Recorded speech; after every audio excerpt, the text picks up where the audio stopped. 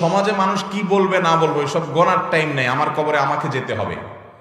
সবাই আপনাকে যা বলুক না বলুক, আপনার মন কি বলবে জানবেন? ভেতর থেকে আপনার মন বলবে আমি সৎ। মন বলবে আমি কি সৎ। এই কারণে আপনি মনের দিক থেকে সুখে থাকবেন।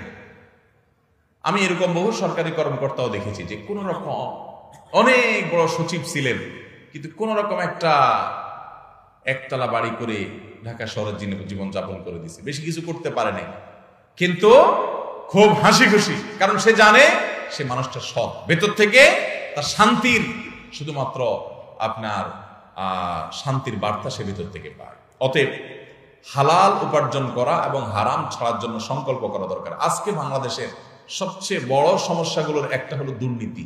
প্রতিটা পদে পদে পদে পদে চেয়ার তো দূরের কথা, চেয়ারের পায়া, চেয়ারের খুঁটি, চেয়ারের আপনার কাপড় চোপড়, চেয়ারের পেরাক যা আছে চিপা চাপা সবগুলাই ঘুষ খায়।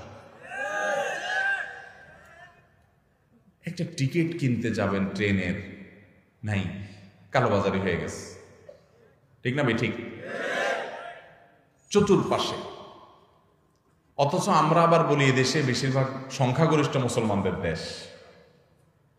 তাহলে যত 2 নম্বরই কাজ করে এগুলো সব বেশিরভাগ মুসলমান না?